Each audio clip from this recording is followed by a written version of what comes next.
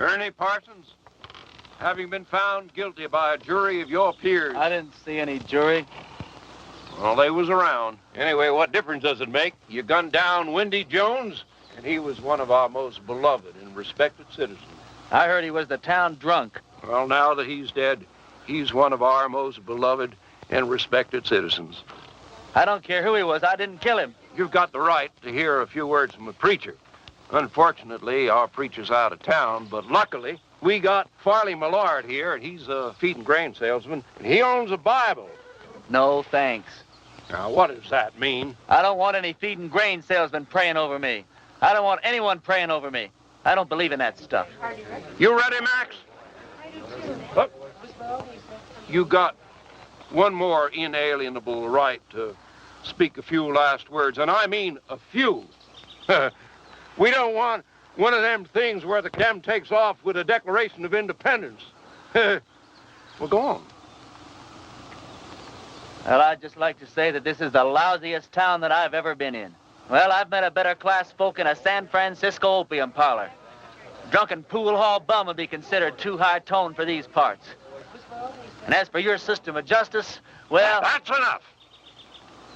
You see what I mean? He was just one breath away from the Declaration. All right, Max. Don't do it! Don't do it! Don't do it! Don't do it! Ed Loesch just confessed. He killed Wendy in a drunken barroom brawl about a pregnant Indian squaw. Ed claims Wendy was the father and that he was acting as the avenging angel. Wendy was going to be the father or something? That's what Ed says. All right. Untie him. Give him his gun.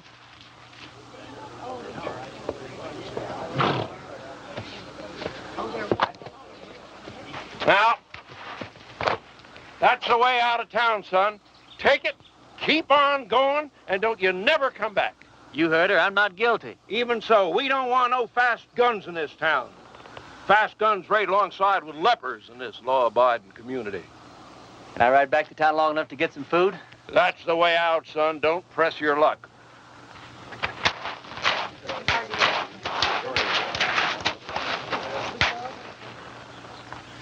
Thanks. Bye. I'm going with you. You don't have to. I'll be back. When? Whatever you do, don't leave town.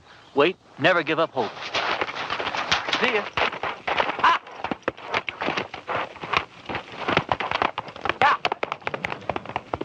Well, if I'd have known he was going to act like that, I never would have lied for him. Lied? What? You would have never... What? I don't care. I thought he was cute. There ain't a man around here I'd have as a gift. And he took a bath every so often besides. After him!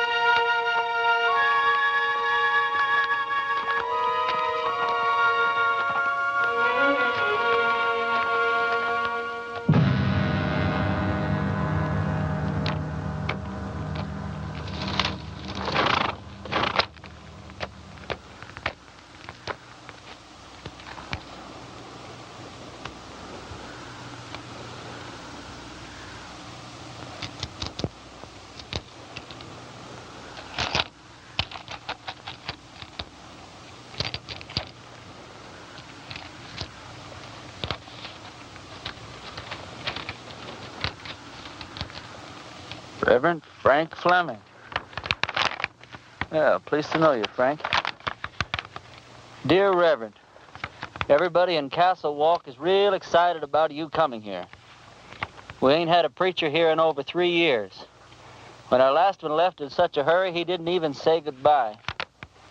He was a pious man, but he had a yellow streak down his back. We're all looking forward to meeting you for the first time. We're all looking forward to meeting you for the first time? I don't know how long you'll be willing to stay, but you'll be welcome every minute of it.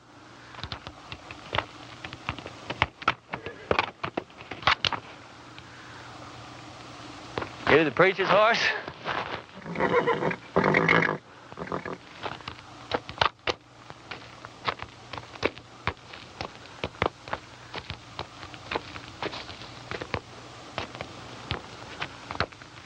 Let's see what you got, pal.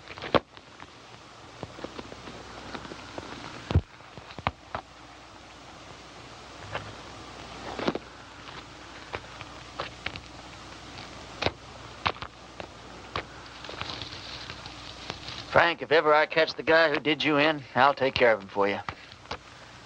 In the meantime, I'm going to need your clothes and your horse. I got a posse after me for something I didn't do.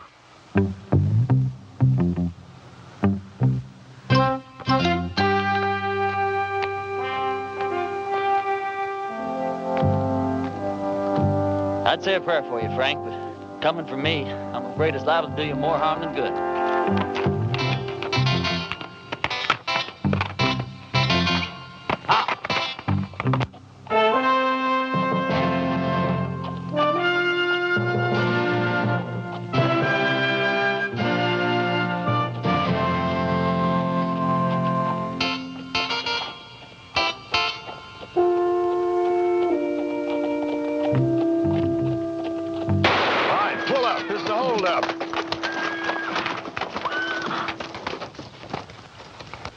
Preacher, Percy.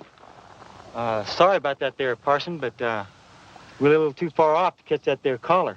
Is there anything we can do for you, Reverend? Either of you boys ever heard of a town called Castle Walk? Why, yeah, it's in Arizona. Sure ain't much of a town, though. How far is it from here? Oh, about 150 miles. It's over yonder in that direction. How's your church attendance been lately, boys? You boys see that branch over there? Yes, sir.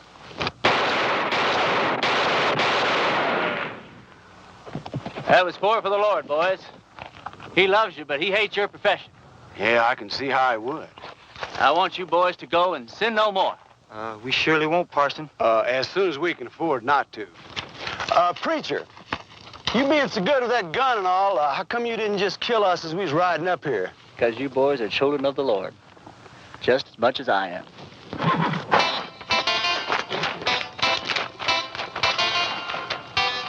Children of the Lord, huh?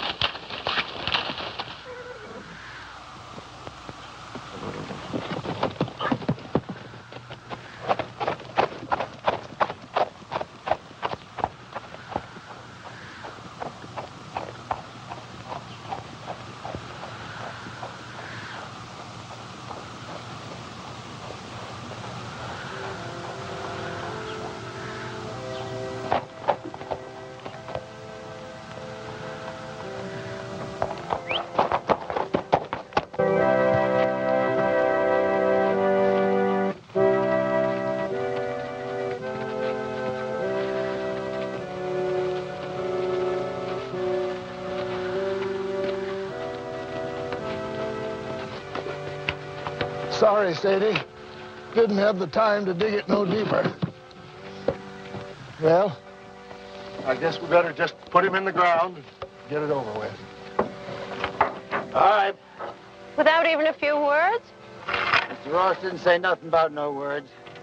Said we could have a burying. Mr. Ross didn't say nothing about no words.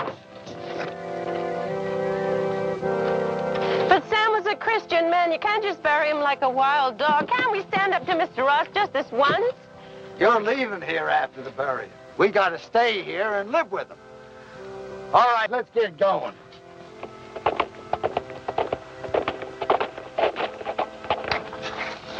Wait a minute. Is it one of Mr. Ross' men? Looks like a preacher. Well, what do we do now? And I wrote him myself not to come.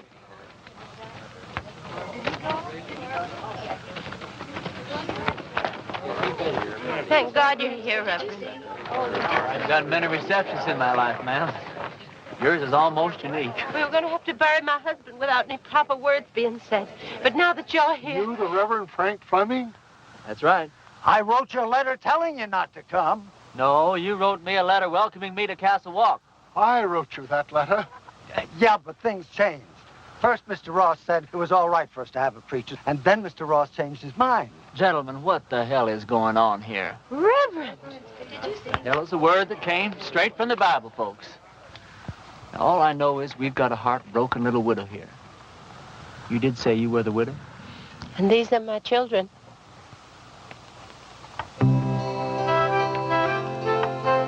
That's a child? She's 18. Oh, she certainly is.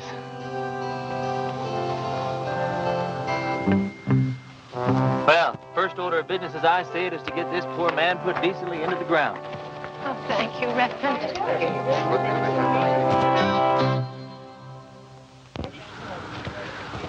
Look, I don't know what Mr. Ross is going to say about this. I haven't been here 5 minutes, and I'm already sick to death of Mr. Ross. Come on, let's bow our heads. Don't you have a Bible, Reverend? Oh, I probably do in my saddlebag. Here, you can borrow mine, Reverend. The deceased was probably a simple man, so I'll just say a few simple words of my own, not bother to dip into the Bible today. As you all know, it's ashes to ashes and dust to dust, which may not sound like the best deal in the world, but it's the only deal you're ever going to get, so you might as well learn to live with it. I didn't know the late deceased, but some of the works he left behind are mighty impressive.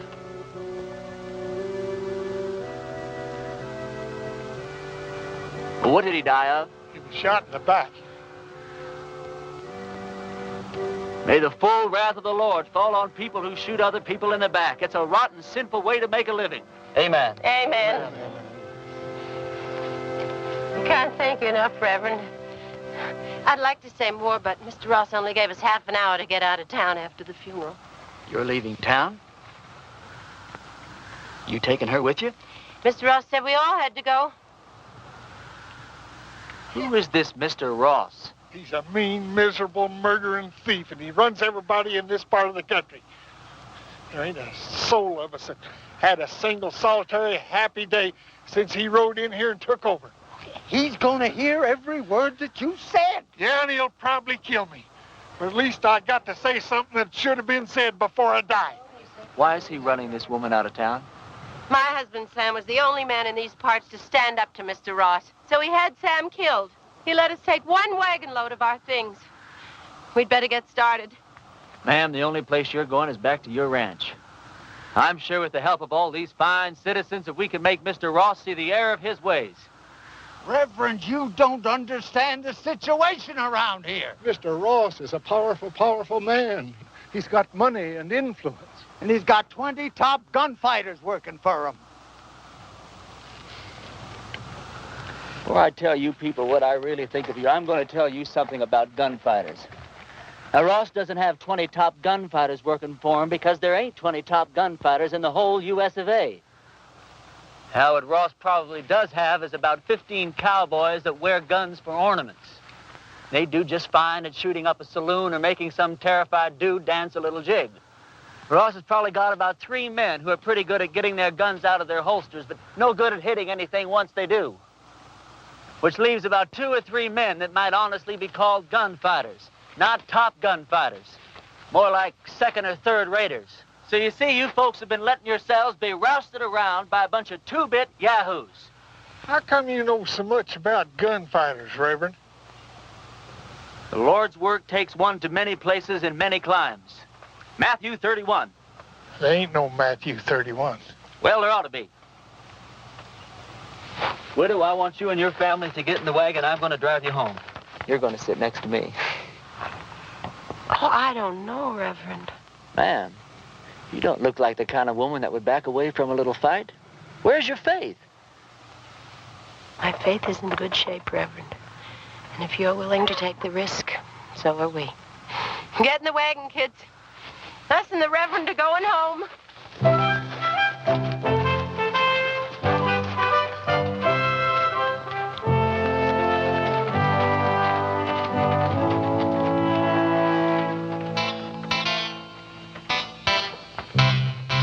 The lives of this family will be on your soul, Reverend. Oh, Reverend. Yeah. A couple of Ross's men are in town and they're pretty liquored up. That was their first mistake.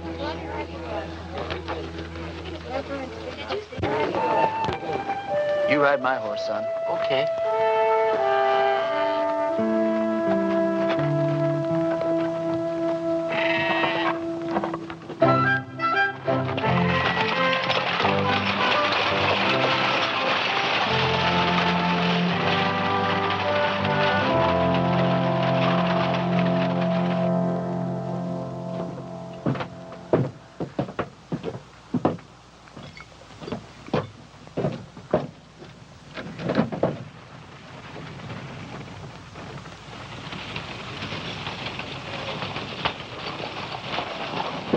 Hey, let's go have some fun.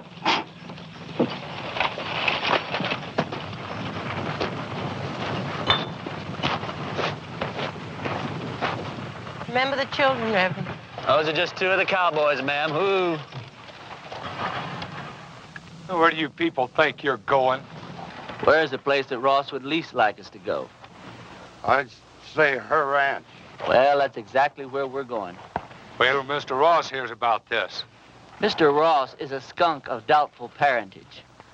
Mr. Ross is so low he could walk under a rattlesnake's belly wearing a high hat. And that's what I think of Mr. Ross without ever having met the man. Now, that was indecisive, cowboy. Could have very easily cost you your unimportant life.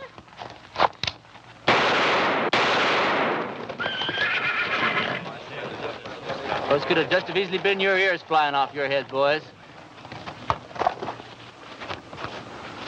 Well, that's a terrible way for a preacher to act.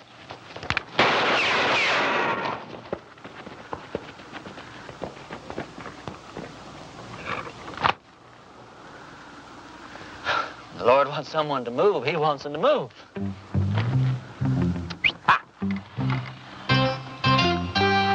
Reverend, my husband Sam would have followed you to hell and back. Oh, don't talk about hell to a sinner, ma'am. You're a sinner? Yeah, we're all sinners. We're about to be.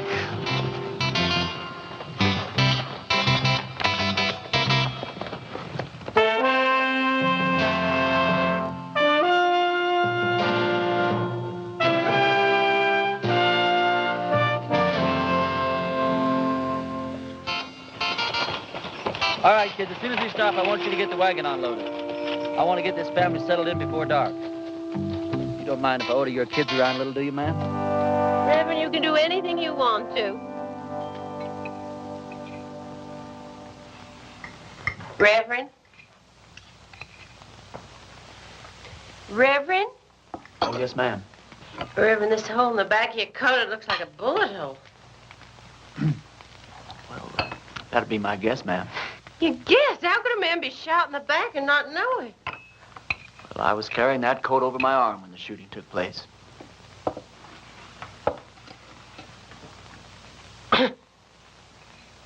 Well, tobacco's one of the Lord's works, too, ma'am. I'll get my things and fix your coat. Do you think Mr. Ross and his men are going to come down and get us tonight? No, not tonight, honey. I'd imagine that Sunday in church would be where he makes his first play. Aren't you scared at all? Well, I'm scared, all right, Sally. But not the kind of scare that'd make me knuckle under to the likes of that Ross.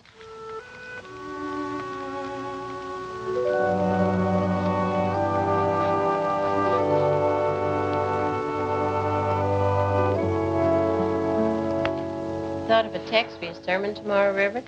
Tomorrow? Tomorrow's Sunday. I've lost all track of time the last few weeks. What do you think I ought to preach about?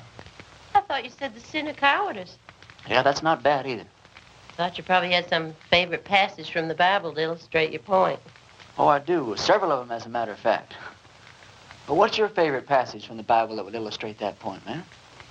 I think it would be Luke 12. Christ says, do you think I have come to give peace on earth? I came to cast fire upon the earth, and would it were already kindled. It says that in the Bible? Well, I told you, Luke 12. Oh, Luke 12. Yeah, that Luke, he really knew how to turn a phrase, didn't he?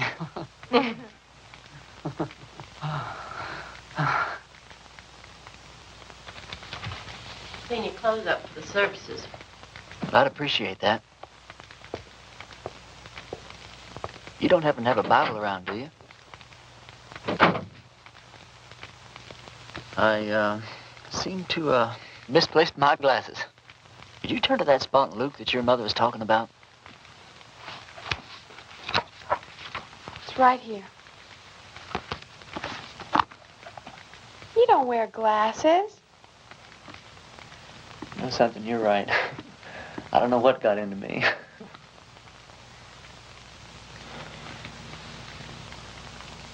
Well, good night.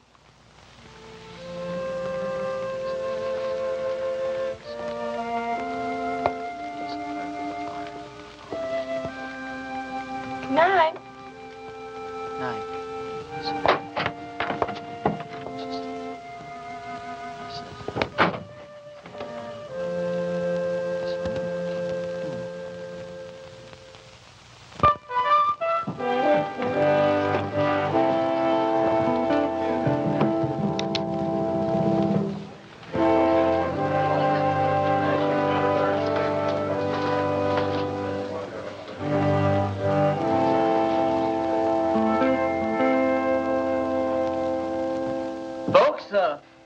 I'm going to read you from Matthew chapter 10 and verse 34, although Luke says pretty much the same thing in his 12. Think not that I am come to send peace on earth. I came not to send peace, but a sword. Now, I don't know what that means to you, but I know what it means to me. It means that while God loves peace, when the occasion arises, He's not reluctant to use the sword. Matter of fact, when the occasion calls for it, He might become downright irritated if you don't use the sword, or the gun, or the rope, or whatever's handy.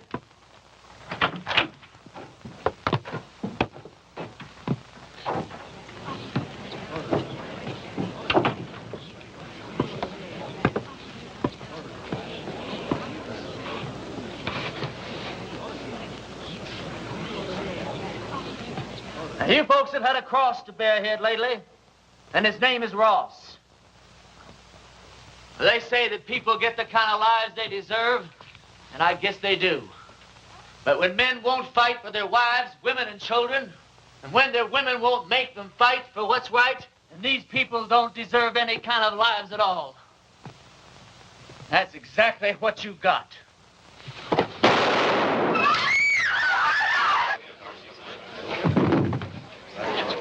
Get his gun.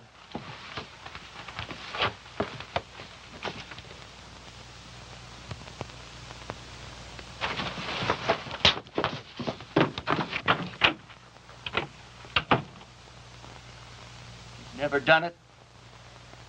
I don't think you could possibly realize what an awful thing it is to kill a man. I don't know who God must be mad at the most. That man for wasting his life at the order of some tin-horn dictator? Me for having to do this thing in his own house? You people for having quit before the fight even got started. I haven't got the heart for any more church today, that's all.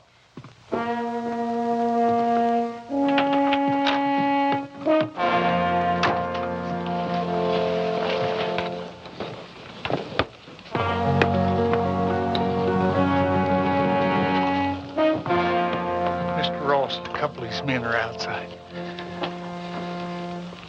Take care of yourself, son. Every second.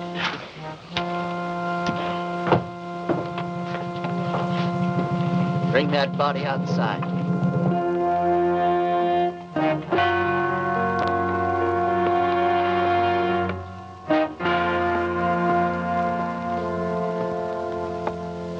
You've had a couple of fun days here, preacher. Well, I tell you, Ross, The name is Mr. Ross. The name was Mr. Ross. Now, you hear me good, Ross. Either those two men go for their guns. I'm going to go for you first. I think I can take him, Mr. Ross. Don't think. Here's your chance, boys. Either you holding any grudges against him, draw on me, and I'll kill him for you. If we go together, we can get him. Before or after he killed me. You don't look all that fast to me. Shut up.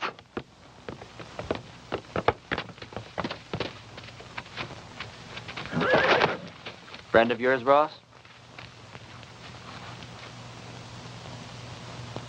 All right, preacher. You pulled yourself off a nice little grandstand play for the folks. Now, I want you out of town. Who killed Sam Underwood, you or one of your men? I'm going to find out if I have to take the whole bunch of you to pieces. Give me the word. I'm sure I can beat him. Well, go on back to the ranch. I'll be there in a minute. You sure? Now.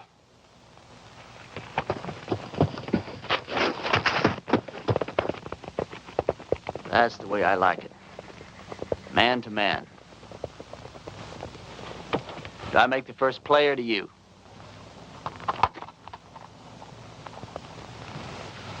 I just changed my mind, preacher. I don't want you out of town. I want you right here where I can get you anytime I want you. Service is next Sunday at 10 o'clock, and there's a 4-bit fine for being late.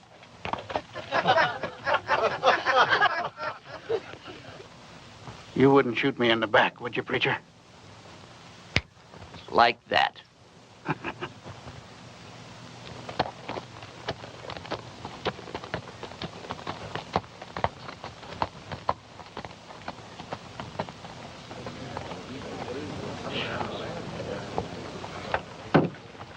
Any of you folks think your preacher doesn't deserve a drink after the events of this morning? Well, we just don't believe in the same God, that's all. Some of you boys plan him, will you? Don't you feel a little strange having a drink with your preacher on a Sunday morning? No. How come? You know, about 10 or 12 years ago, I took a trip up to Cheyenne. Come across this altercation between a 19-year-old kid and one of the top gunslingers in that part of the country at that time. This kid, he didn't want no part of the fight, but this gunny was drunk. And he kept at it, and finally the kid had to go for his gun or get blasted right there in his tracks. It was plumb pitiful. How? This kid was the fastest thing I ever seen. Caught that gunny flat-footed. Why, he was dead before God got the news. I inquired around, found out this kid's name was Ernie Parson. Ernie, what are you doing here in Castle Walk dressed up in that preacher's outfit? It's a wrong guess, Billy.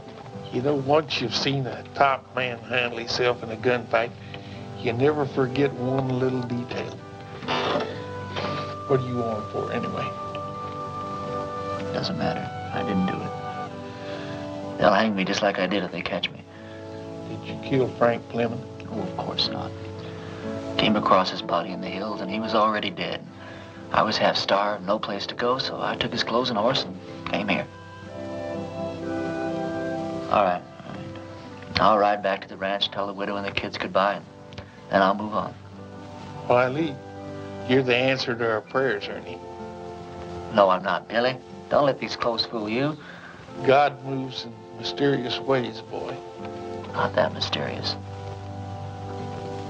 Look, Billy, what I'd like to know is if I do stick around here, how much help can I count on from these God-fearing people? Almost none. Almost none? None.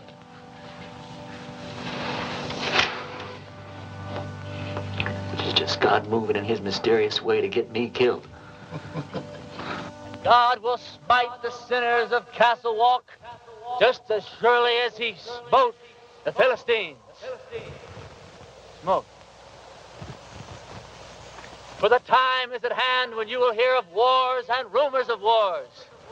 Be not afraid, for this must first take place.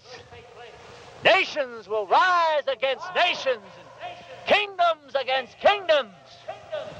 Not a head on your hair, or a hair on your head will perish. And I quote Luke chapter 21, verse... Luke chapter 21 and verse 23. For there shall be great distress in the land, wrath upon his people.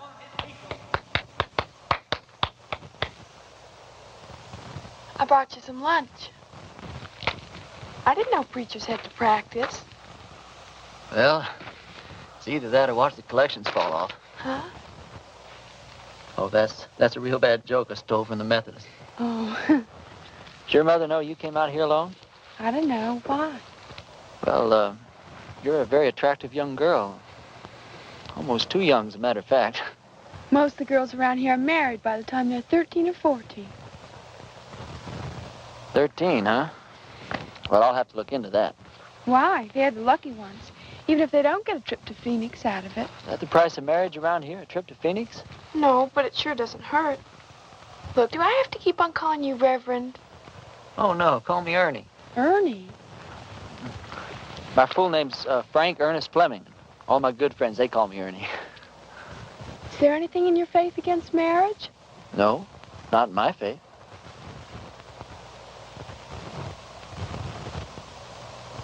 Look, Sally, sit down. This conversation isn't going in exactly the direction I'd planned. I mean, you know, marriage is just fine. I was real glad that my parents believed in it. But, well, there's other things, too.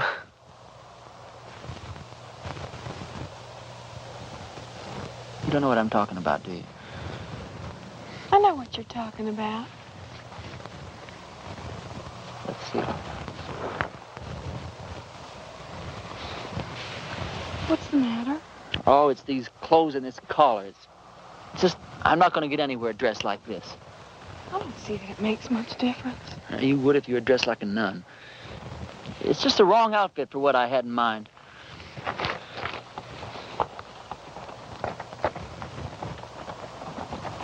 Hey, preacher, I gotta talk to you. Hi, Sal. Hi. It's real important.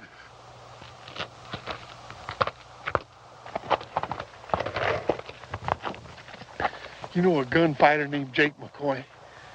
Yeah, I know of him. He's in town, My blessings on him. and he's working for Ross.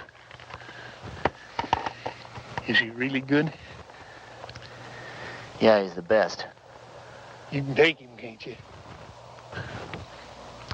You sure he's working for Ross?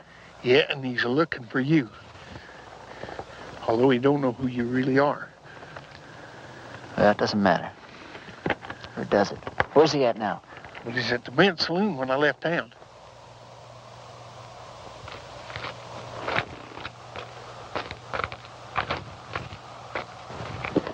You're going to have to ride back to the ranch alone.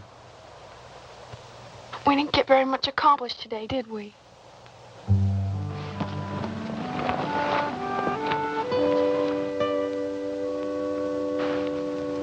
Can't you just feel the ice breaking all around us?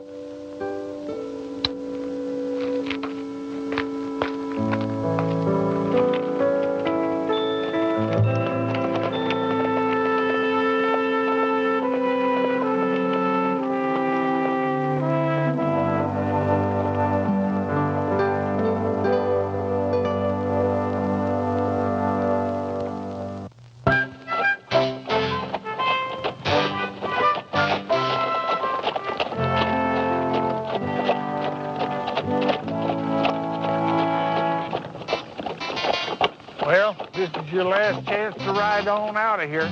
Forget about the whole thing. I can't. I don't know why, Billy, but I just can't.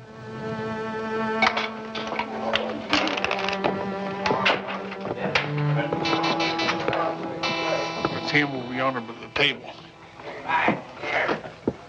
He's already spotted you.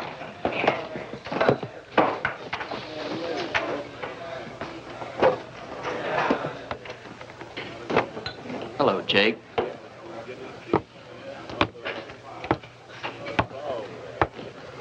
I was just about to go looking for you.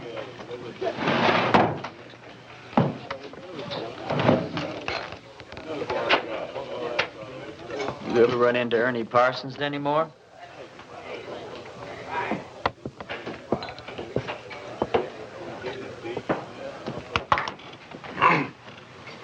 I've never run into Ernie Parsons.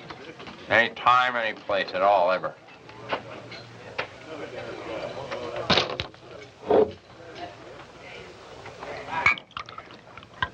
You have now. You?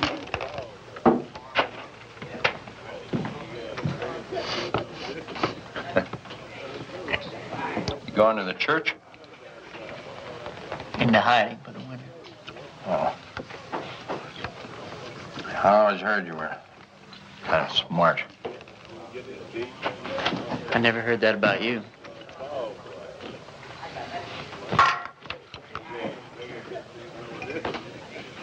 Look, are we really gonna have to go through with this thing? I got $1,000 in my pocket. And the girl waiting for me in Boulder City says I gotta go through with it. You all that sure you can beat me? You all that sure I can't? Anything I hate is a stupid, senseless fight. Come on.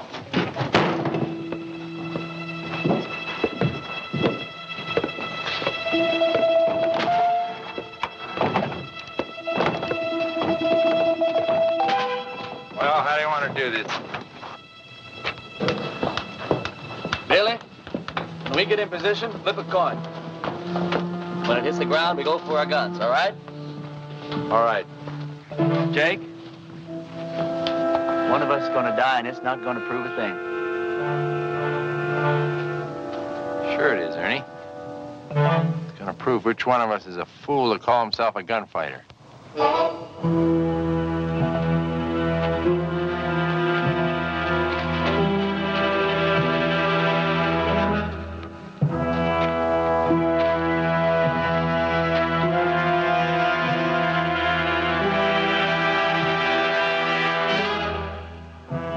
Boys ready?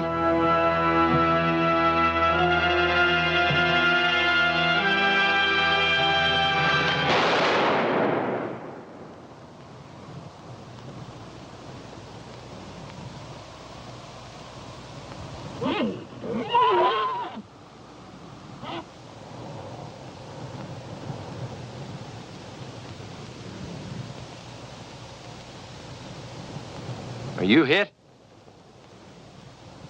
You?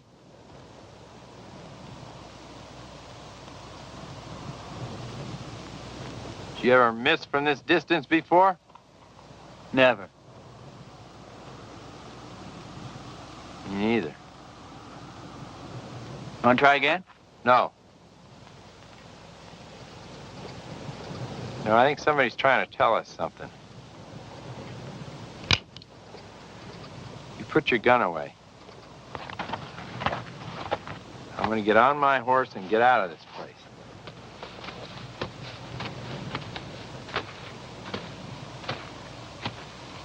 I beat you. You know that, don't you? Oh, no, you didn't, and you know dang well you did, Jake. You gonna give Ross his $1,000 back? No, I'm late for my date.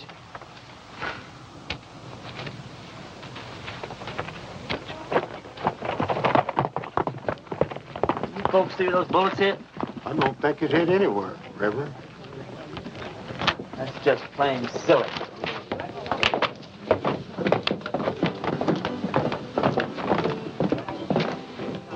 Hold on.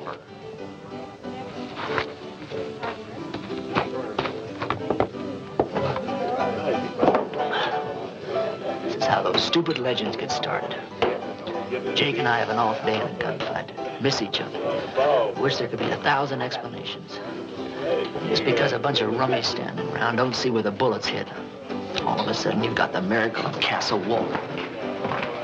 Now, this whole miserable little town's going to think that God's on their side. Well, you got me convinced, son. But somehow or other, I just don't hardly believe that you convinced yourself. Now, let me point out a couple of things to you. Like what? Well, for instance, you're back yonder in that town and they're about to hang you. And right at the last minute, in rides this gal and saves your neck. She and I had been fooling around a little bit. All right. Well, then you're out there in the brush. Posses are chasing you. Then all of a sudden you come across this here preacher's body. You find this letter that brings you right here to this here town. Supposed to lead him. Yeah, but you was the one that wound up here. Right here where you're needed more than anybody's ever been needed before. Now, do all this make you want to stop and think just a little bit, boy? No. I don't want to talk about it.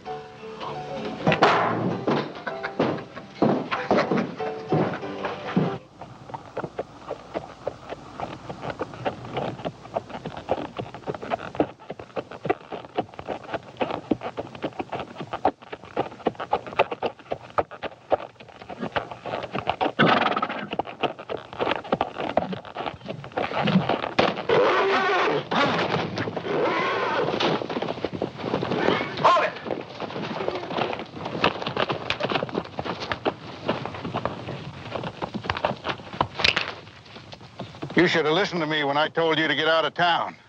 You shouldn't have backed down in front of me the other morning either. Now, this whole town's going to have the idea that you're just a little less than the tin god you pretended to be. Just tell me one thing. What really happened between you and Jake McCoy? I chased that bum out of town. And he's not going to give you your $1,000 back either. He said to tell you that's the price he charges for shaking hands with scum like you. Get on with it. Prayer man, you drop that rope real slow.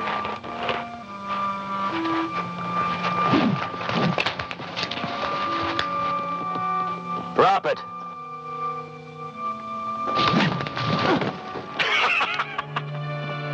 You ain't getting out of town fast enough, preacher.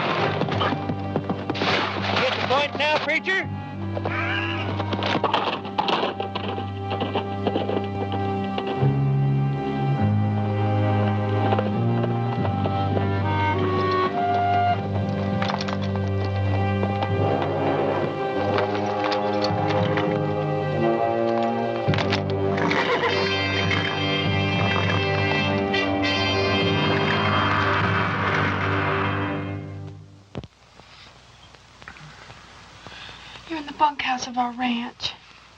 I thought it would scare the kids if they saw you like this. How'd you find me? When you didn't come home last night, I set out to look for you.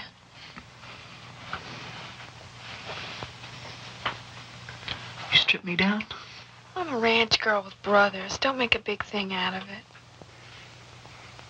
You're something brand new in my life, Sally. Are you strong enough to get up and get dressed and get out of here? Doesn't matter whether I am or not, I've got to do it. You turn your back, Sal. I'm not as advanced in my thinking as you are.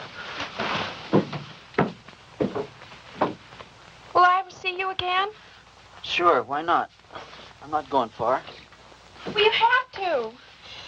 When they don't get your body, Mr. Ross will never stop until they find you. Yeah, and this is the first place he'll look. I want you and the kids to go out and dig a grave. Put some kind of a marker on it with my name. Tell Ross you found my body and buried it in the hills. Can I turn around now? Sure. Sally, I don't want anyone to know that I'm alive. I want it to come as a horrible shock to Ross. I want to start giving him trouble in ways he never dreamed of. I'm gonna need plenty of food, water, and ammunition. I'll get you everything you need. Where will you go? I'll hide out in the hills for a while. Well, Ernie, in this part of the country, if a girl undresses a man, it's customary for the man to make an honest woman out of her.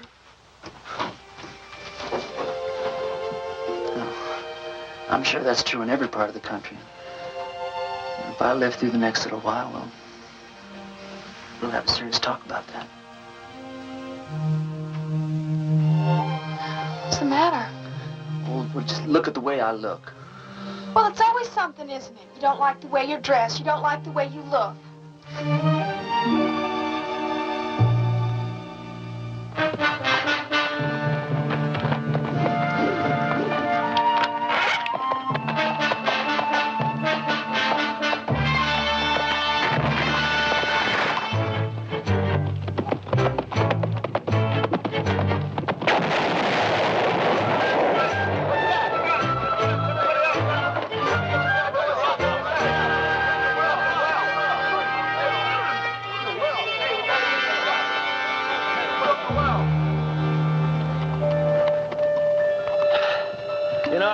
There's a bunch of outlaws operating up in these hills.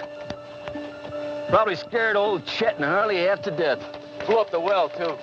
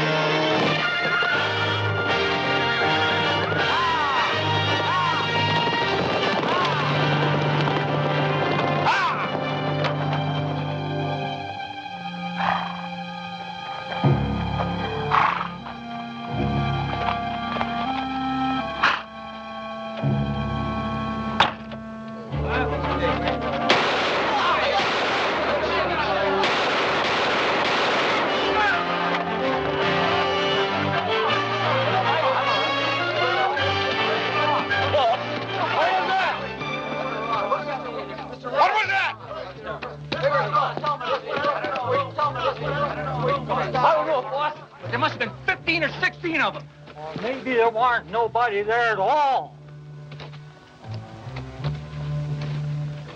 What do you mean?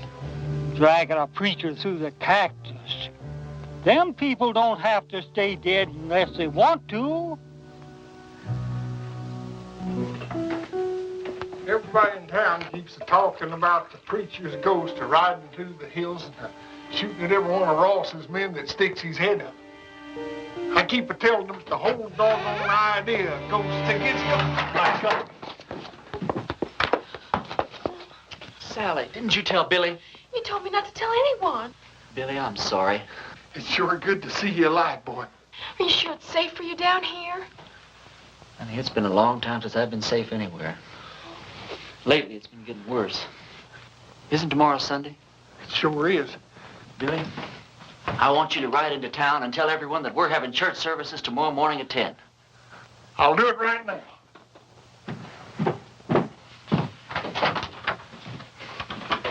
Sally told you our plans, ma'am? Yeah. You have any objections? No. Ma'am, has it occurred to you that, well, Sally's liable to end up one of the youngest widows in these parts? Mary Mert's only 14 and she's been a widow 2 years. Besides Mary Mert. No, Grace Dorothy only been married a week and a half when her husband fell down a mine shaft.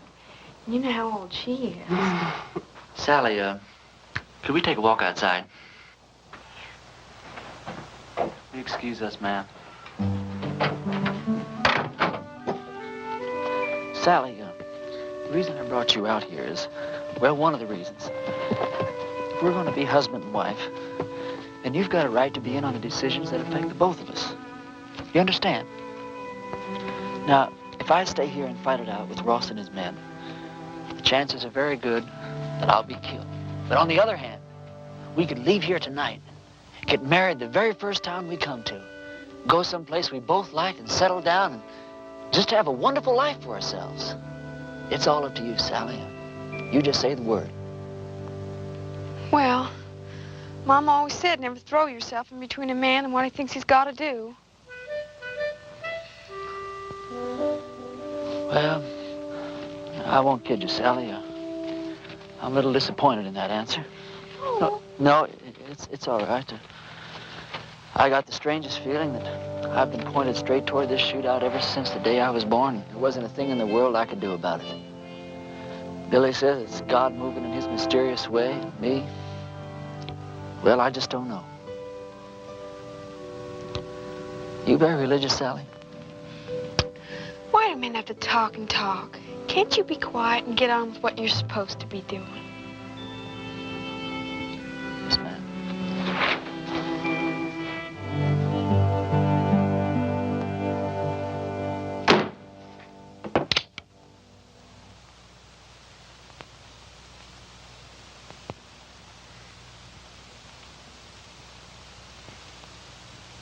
Folks, I'm here today as your preacher and as God's representative. As your preacher, I've stood up to your enemies for you, and all it's gotten me so far is a lot of bruises and a bunch of cactus spines. Now, I understand that a lot of you thought I was dead, and that my ghost was raging through the hills, wreaking my vengeance on Ross and his men. But I want to ask you something. What were your feelings? Were you scared that you might have an angry ghost raging in your hills? Or were you ashamed because not a single one of you came out to see if I was alive or if I might not need some help? Well, I'm warning you people. While you're sitting around waiting for God and me to do your work for you, God just might have some plans of his own. Maybe he's not as angry at Ross as he is at you.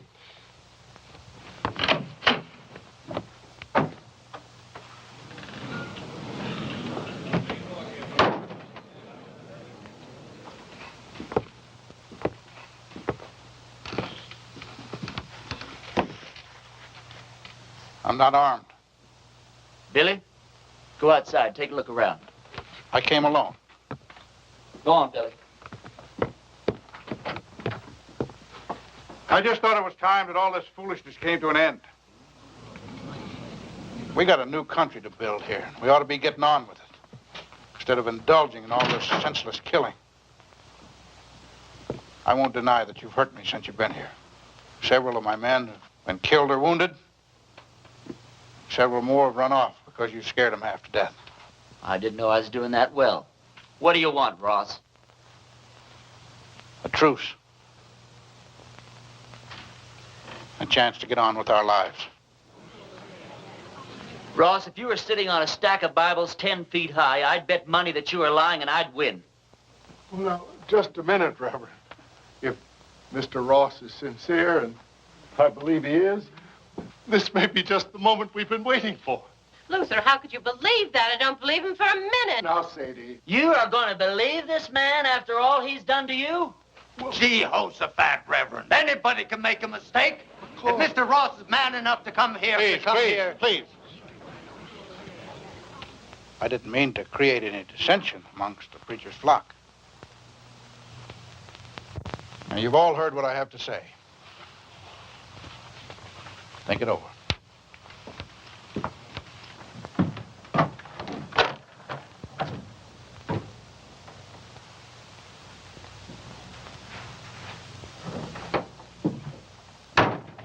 Well, I think we ought to accept the proposition. Well, I think you're right.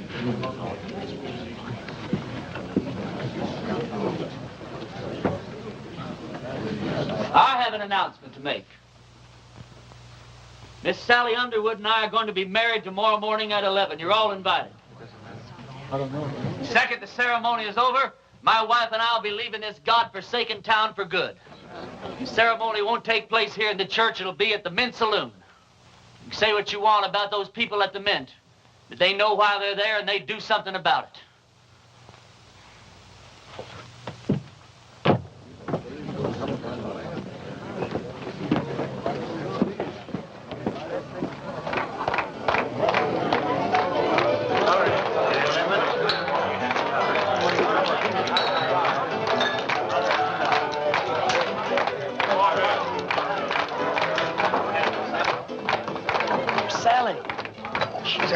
Getting dressed. Her mama's with her. Can't take all day with this thing. What's your rush, boy? One of my feelings, and I'm never wrong, that I should get out of this place.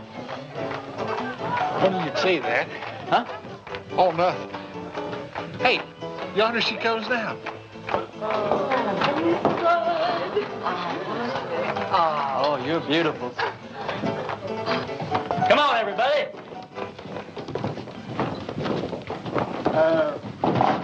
Don't you get the feeling that maybe something's missing here? I mean, who's going to perform the ceremony? You're the only preacher around here. Well, I don't know of any law that says I can't delegate my otherworldly powers. You marry us, Billy. Oh, yes, Billy, come I don't know about the legality of all this. Oh, never mind the legality. It's the spirit that counts. Well, Now, I take Sally to be my wedded wife. You go on from there. well, dearly beloveds, we're gathered here today to unite this couple in holy... What's that? Reverend, you were right. Ross and his men have bypassed the town, and they're circling around, and they're coming in that way. Well, he's let us down again. Hold it down, hold it down. How many men? I counted 14, including Ross. How long before they get here? Not more than 5 minutes. Well, 5 minutes is plenty of time. Go on with what you were saying, Billy. I'll have to get ready for Ross, otherwise I won't stand a chance.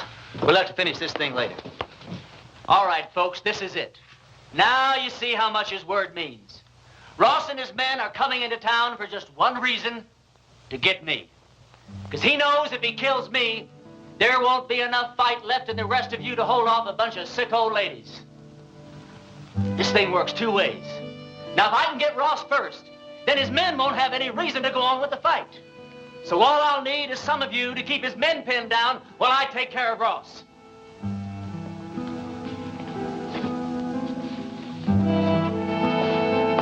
But the women and the children... You don't even have to come out in the open. You can shoot from the windows or from the roofs.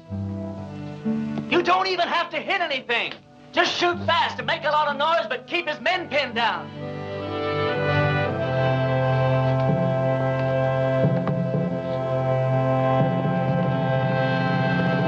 Believe it, Reverend, I'm with you. Give Ma and me a couple of rifles.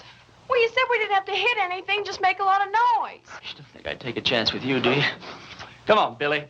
Give me the keys to the hardware store. Barbershop. I don't hate you people. I guess you just can't help the way you are. Well, I ain't gonna be that easy on you. Ernie, there's something else that you ought to know about. I'd have told you sooner, but, well, I didn't want to spoil the wedding. That sheriff that wanted to hang you, he's here in town. Where? Over at my place. I told him I was the sheriff here. It's one that I got off our last late sheriff. Anyhow, I told him if he'd wait there while I'd round you up and bring you into him. How'd he find me? Oh, him and that posse come across Frank Fleming's body. One of them old boys knew Frank. They figured that you'd switch clothes with him. Well, if he wants me, he's just going to have to get in line behind Ross and those other 13 men. You take the barbershop. Ernie, when this thing's over with, though, you got to get out of town. That's all there is to it. Billy, what the hell makes you think we're going to live through this thing?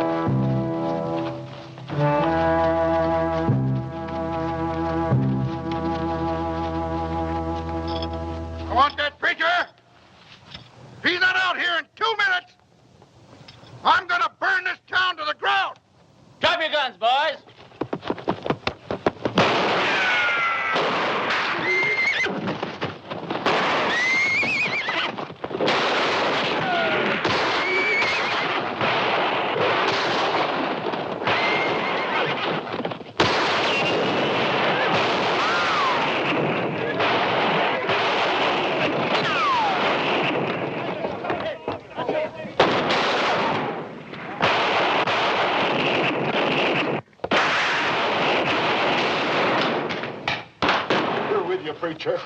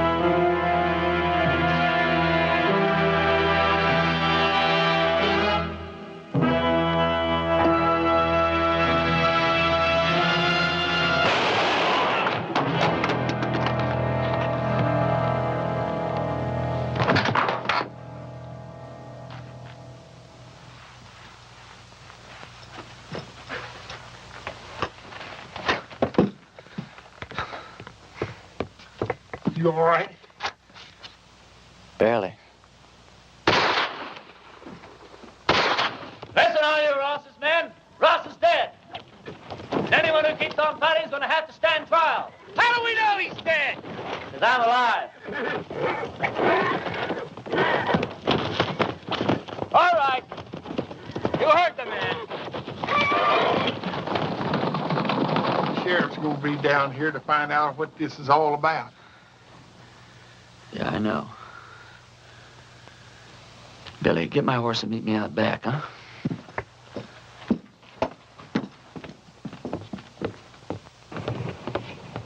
Go over to the men's saloon and tell Sally to meet me back at the ranch. We'll take off from there. No, I ain't going to do it. I'm a dang fool for going along with this thing as far as I have. And I ain't going to go no further. What are you talking about? I ain't going to let you run away with that kid. Her not knowing who you are or what you are or what kind of a life she's letting herself in for. You think if I told her everything, she still wouldn't ride away with me? Well, of course she would, Ernie. Because she's 18 and you're her first love. Well, that's good enough for me. Ernie, when that sheriff finds out you've left town, you suppose that he's just going to give up? I can take care of him. Yeah, you can take care of him with one hand, or you take care of Sally with the other. Then if something goes wrong, why, she can just stand around with your baby in her and watch you hang. You think I could just ride off without telling her why? I'll tell her. Yeah, then what happens to her? Oh, she'll be tore up for a while, but she's young. She'll get over it in a month or two. Yeah, but I won't get over it in a month or two. I'll get your horse. I'll get it myself.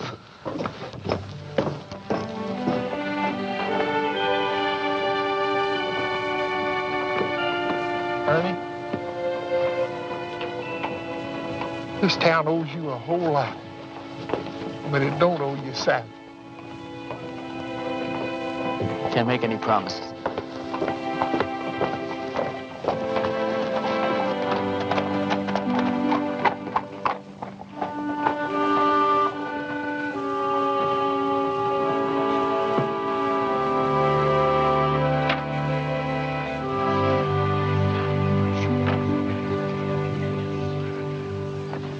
He's all right. He's not hurt, and he'll be here any minute.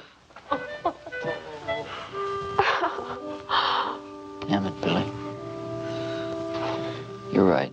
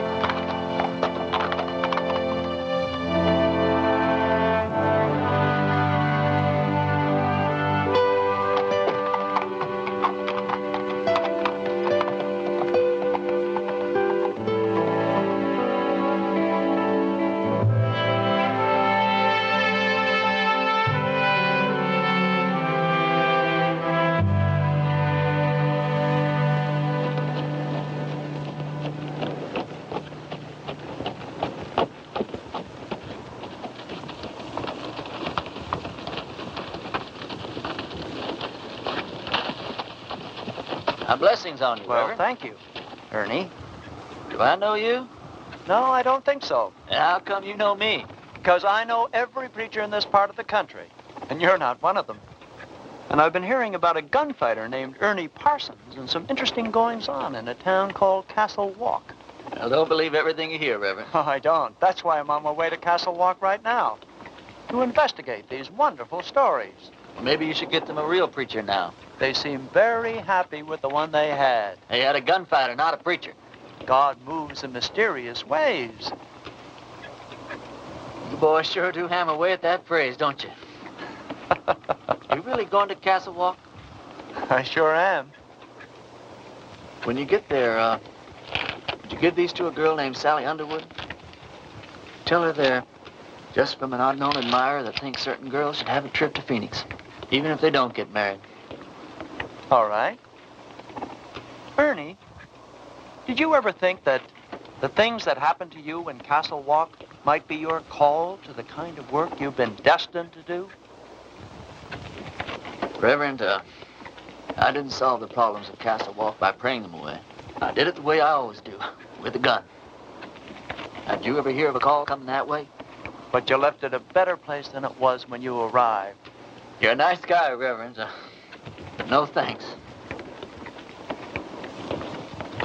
I'll be seeing you, Ernie.